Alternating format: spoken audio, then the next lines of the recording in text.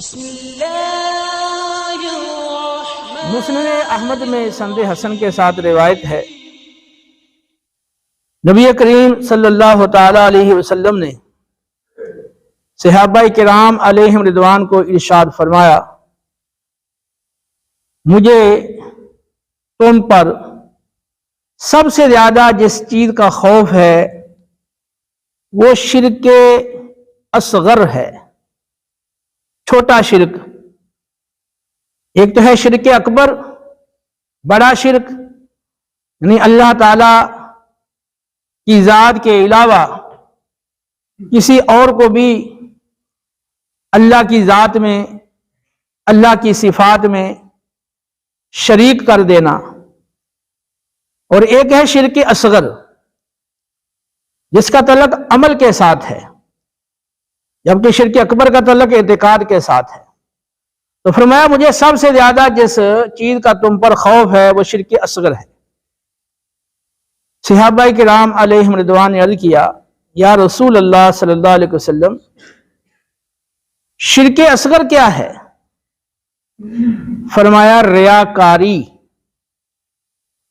یعنی نیک عمل دکھلاوے کے لیے کرنا، عبادت میں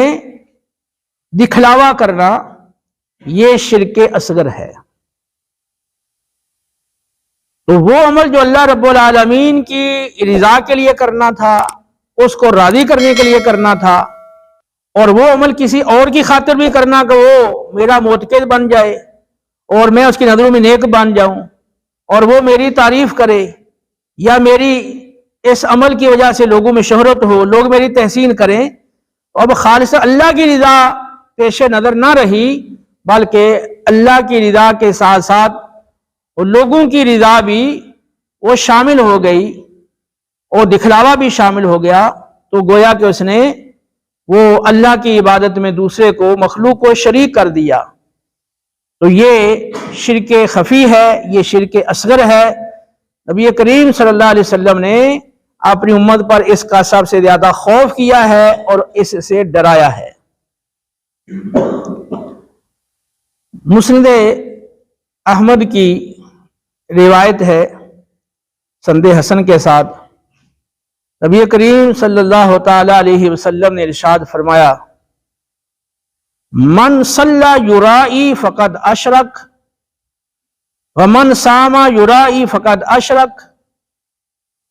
ومن تصدق یرائی فقد اشرک۔ جس نے ریاکاری کے طور پر لوگوں کو دکھانے کی خاطر نماز پڑھی، اس نے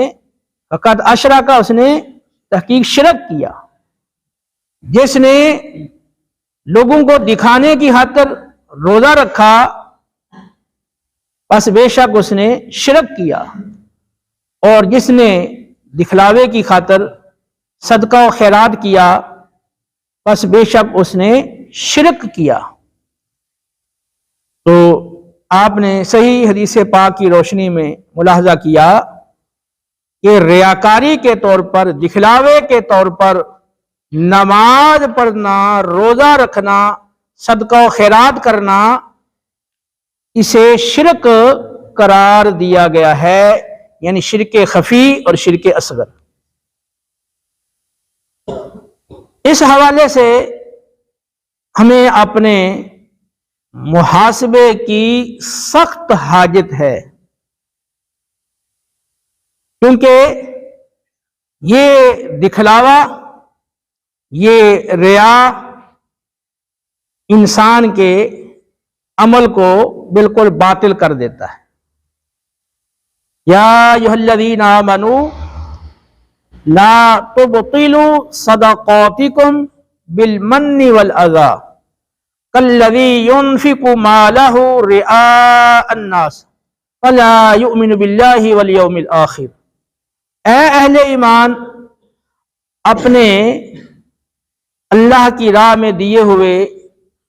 صدقات کو احسان جتلا کر اور دکھ پہنچا کر اس شخص کی طرح برباد نہ کرو جو اپنا مال دکھلاوے کے لیے خرچ کرتا ہے اور اللہ اور یوم آخرت پر ایمان نہیں رکھتا۔ تو جس طرح وہ شخص جو صاحب ایمان نہیں ہے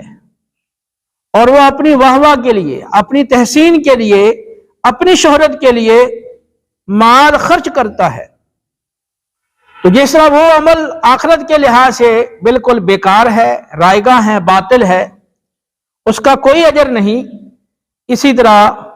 جو اصحاب ایمان، جو اہل ایمان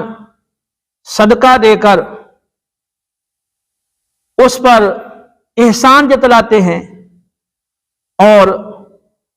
جس کو صدقہ دیا اسے ایذا پہنچاتے ہیں باتوں کے ذریعے، گفتگو کے ذریعے، تو ان کا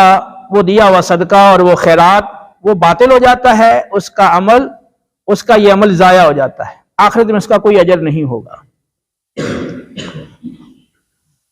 تو آدمی دنیا میں رہتے ہوئے وہ خوش فہمی میں مبتلا رہتا ہے کہ میں تو نماز پنجگانہ باجماعت بھی پڑھتا ہوں، ماہ رمضان کے روزے بھی رکھتا ہوں، زکوٰۃ بھی دیتا ہوں، صدقہ و خیرات بھی کرتا ہوں، اور فلاں فلاں نیک عمل بھی کرتا ہوں، تو مجھے تو آخرت میں ان اعمال کا بہت بڑا اجر ملے گا۔ لیکن جب آخرت میں وہ رب کی بارگاہ میں پیش ہوگا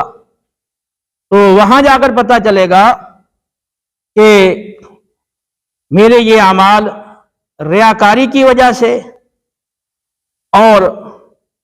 میرے یہ اعمال فاسد اغراض کی وجہ سے اور خراب نیت کی وجہ سے یہ اعمال اللہ رب العالمین کی بارگاہ میں شرف قبولیت کو نہیں پہنچے، ان اعمال کو رد کر دیا گیا، تو اس وقت پھر انسان کی پریشانی کا اور اس وقت کے غم کا جو عالم ہوگا تو وہ اس کو بیان نہیں کیا جا سکتا۔